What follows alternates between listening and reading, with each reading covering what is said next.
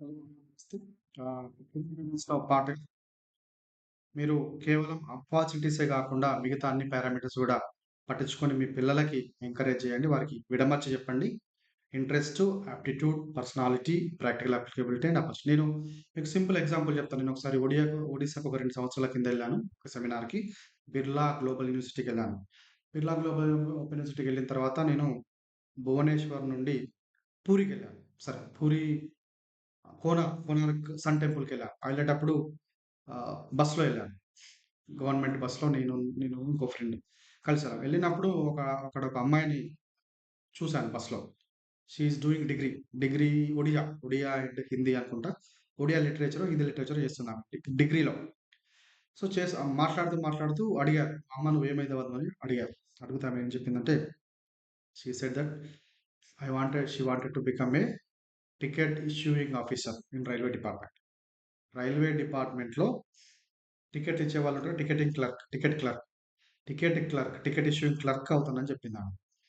So, అంటే ఎంత ఒడిస్సా ఎక్కడ ఉంది, మన తెలంగాణ గాని, ఆంధ్ర, తెలుగు రాష్ట్రాలు తీసుకుంటే, వాళ్ళతో పోలిస్తే మనం కొంతవరకు అడ్వాన్స్. అంటే in terms of the education, in terms of the technology advance. కానీ మనం ఈ సాఫ్ట్‌వేర్ ఇండస్ట్రీ జాబ్స్ గాని, ఇవి తప్ప అంటే బీటెక్ ఒకటి తప్ప వేరే జాబ్‌ల గురించి ఆలోచించడం లేదు.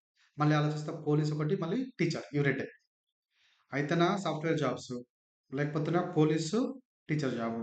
ఇవి గూడా కాకపోతే మనం మొత్తం విడిచిపెట్టి అంత మన ఫ్యామిలీని, మన కుటుంబాన్ని, మన రాష్ట్రాన్ని, మన దేశాన్ని విడిచిపెట్టి మళ్ళా దుబాయ్‌కెళ్ళి గల్ఫ్, గల్ఫ్ కంట్రీస్. సో, ఈ ట్రెండ్ మారిపోవాలి. తెలంగాణలో గాని, ముఖ్యంగా ఈ తెలంగాణలో ఈ ట్రెండ్ మారిపోవాలి. మనకున్న చదువుతోటి మన దగ్గర హైదరాబాద్‌లోనే ఎన్నో ఆపర్చునిటీస్ ఉన్నాయి.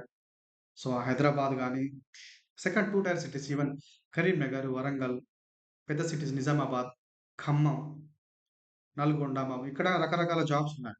సో, ఆ జాబ్స్ ఏదైనా సరే సో మీ ఫ్యామిలీ దగ్గర ఉండొచ్చు. రకరకాలుగా వాళ్ళను మీ అంటే రోజు రోజుకు ఏజ్ వయస్సు మీద పడుతున్నటువంటి మీ పేరెంట్స్‌ని దగ్గర నుండి చూసుకోవచ్చు. ఓకే. ఎమోషనల్ బ్యాలెన్స్ ఉంటది. మీరు డబ్బే కావాలనుకుంటే మరి ఆహ్, ఫారెన్‌కెళ్ళొచ్చు మళ్ళీ అట్లాగే. స్కిల్డ్‌గా ఎళ్ళొచ్చు. అన్‌స్కిల్డ్‌గా అయినా. స్కిల్డ్‌గా ఎళ్తే మంచిది. సాలరీ బాగుంటది. లేదంటే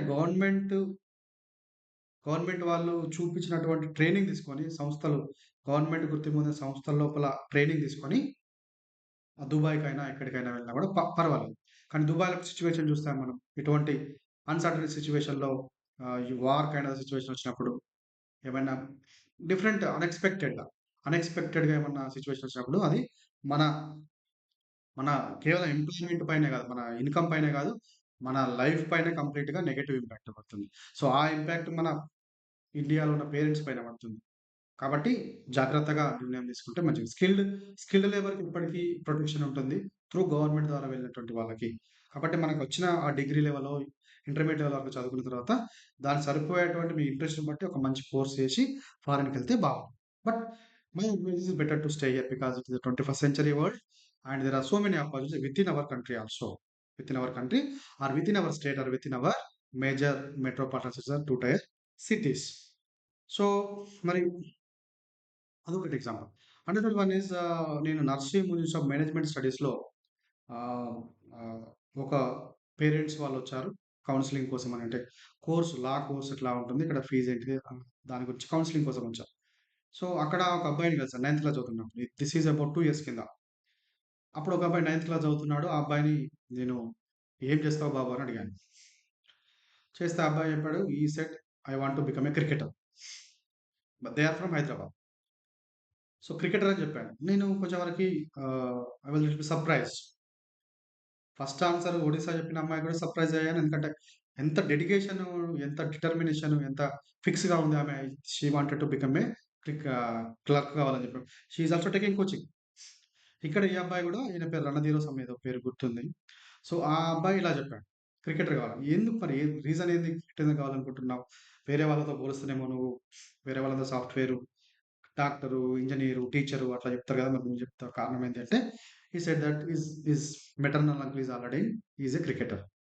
అట్లా. అంటే మన దగ్గర ఫ్యామిలీస్‌లో ఉన్నటువంటి చుట్టాలు ముఖ్యంగా మన మన ఫ్యామిలీ, మన రక్త సంబంధం గాని, మన హ్మ్.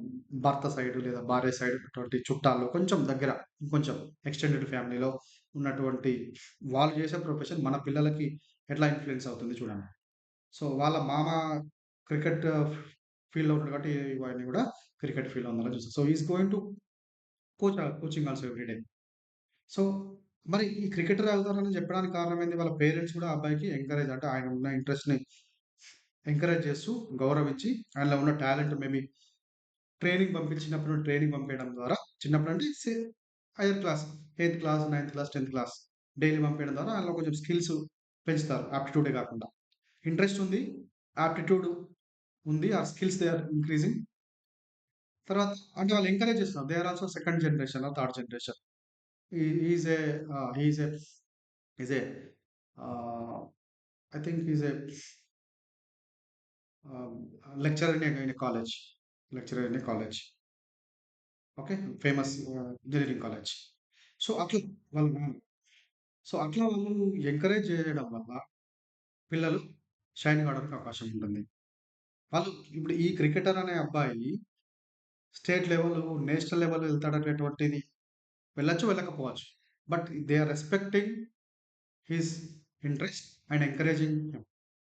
ఆల్టర్‌నేటివ్‌గా ఆయన క్రికెటర్ ఒకటే కాదు, వేరే కోర్స్ కూడా చేస్తారు. వేరే ఆల్టర్‌నేటివ్‌గా ప్యారలెల్‌గా కూడా కొన్ని కోర్స్‌లు కూడా చేసేటువంటి అవకాశం ఉంటుంది. ఆయన గనక మంచి గవర్నమెంట్ కాలేజ్‌లో గాని, మంచి అటానమస్ కాలేజ్‌లో గనుక చేరితే ఆయనకు స్టేట్ లెవెల్‌లో, inter university level, inter state లెవెల్‌లో ఆడడానికి కూడా అవకాశం వస్తుంది. ప్లస్ డిగ్రీ కూడా ఒక చేతిలో వస్తుంది. అంటే ఎక్కువ ఫోకస్ అంతా క్రికెట్ పైన ఉంటుంది. అకాడెమిక్స్ పైన కొంచెం 50% ఫోకస్ ఉంటుంది అట్లా. అట్లా కూడా స్పోర్ట్స్ పర్సన్‌కి కొంత వెయిటేజ్ ఉంటుంది. వాళ్ళకి కొంచెం కన్సెషన్ ఉంటుంది అకాడమిక్స్‌లో. వాళ్ళకి వేరే ప్రొవిజన్స్ ఉంటాయి. వాళ్ళకి ఎగ్జామ్ కూడా కంప్లీట్‌గా సెపరేట్‌గా పెట్టడానికి, ఒకవేళ ఎగ్జామ్స్ మిస్ అయితే సెపరేట్‌గా పెట్టడానికి పాలిసీలు ఉంటాయి అవన్నీ కూడా. సో, ఇట్లా ఒక స్టూడెంట్‌కి ఇంట్రెస్ట్ ఉన్నప్పుడు వాళ్ళు ఎట్లా చదువుతారు అనేది వాళ్ళెట్లా డిటర్మినేట్ చేసుకొని చదువుతారనేటువంటి విషయాన్ని మనము చూసుకోవాలి. సో, అట్లా మనం ఇంట్లో ఉండే మన పిల్లలకు గూడా మనము ఎంకరేజ్ గనుక చేసినట్లయితే, వాళ్ళు మంచిగా వాళ్ళ ఫ్యూచరు, వాళ్ళ ప్రొఫెషనల్‌గా మంచిగా ఉండడానికి అవకాశం ఉంటుంది. తర్వాత okay. This is one way and I will try to cover rate your interest in the next video. Means I gave some 2 examples how we can maybe you can take some expert advice also on this where to how to choose the better one. Okay. అంతేగాని మీకు నచ్చినటువంటి అభిప్రాయాన్ని పిల్లల పైన రుద్దకండి. పిల్లల పైన రుద్దితే వాళ్ళు మధ్యలోనే ఆ కోర్సు వదిలిపెట్టడం గాని, వాళ్ళు పాస్ అయినా గూడా తక్కువ పర్సెంటేజ్‌తో పాస్ కావడం గాని, ఒకవేళ మంచి పర్సెంటేజ్‌తో పాస్ అయినా గూడా వాళ్ళు జాబ్ జేసేటప్పుడు వాళ్ళకి సాటిస్ఫాక్షన్ ఉండదు. ఎందుకంటే వాళ్ళకి నచ్చినటువంటి జాబ్ జేస్తేనే బాగుంటుంది. Something like getting marriage. Okay. మంచి ఇష్టపడినటువంటి అమ్మాయినో, అబ్బాయినో పెళ్లి చేస్తే వాళ్ళ సంసారం ఎట్లా ఉంటుంది? ఈ జాబ్‌లో గూడా వాళ్ళు ఇష్టపడినటువంటి ఉద్యోగాన్ని చేస్తే వాళ్ళ లైఫ్ అంతా గూడా మంచిగా హాయిగా, సాఫీగా సాగేటట్టు అవకాశం ఉంటుంది. లేకపోతే ప్రతిరోజు అసంతృప్తిగానే జాబ్‌లోకెళ్తాడు. అసంతృప్తిగానే జాబ్ నుండి బయటకొస్తాడు. మీరు 'బొమ్మరిల్లు' సినిమాలో సిద్ధార్థ్ చూస్తా ఉంటారు మీరు. 'బొమ్మరిల్లు' సినిమాలో సిద్ధార్థ పడేటువంటి కష్టాలు ఒక రకంగా చెప్పాలి. పడేటటువంటి ఆత్మన్యూనత భావం గాని, లేదంటే ఇన్ఫీరియారిటీ కాంప్లెక్స్ గాని, లేకపోతే పేరెంటల్ ప్రెషర్ వల్ల ఎట్లా ఆయనకున్నటువంటి ఇంట్రెస్ట్‌ని కాదని వాళ్ళ నాన్న చెప్పినటువంటి పనిని చేయాలని చూస్తాడు అనేటువంటి ఇవన్నీ సినిమాలో 'బొమ్మరిల్లు' అనే తెలుగు సినిమాలో క్లియర్‌గా చూపిస్తాడు. రైట్. ఈవెన్ అట్లా. సో, ఆ రకంగా మనం తీసుకున్నట్లయితే సింపుల్‌గా interest, aptitude, personality and practical అప్లికేబిలిటీలను కూడా మీరు అపార్చునిటీస్‌తో పాటుగా కన్సిడర్ చేయాలి.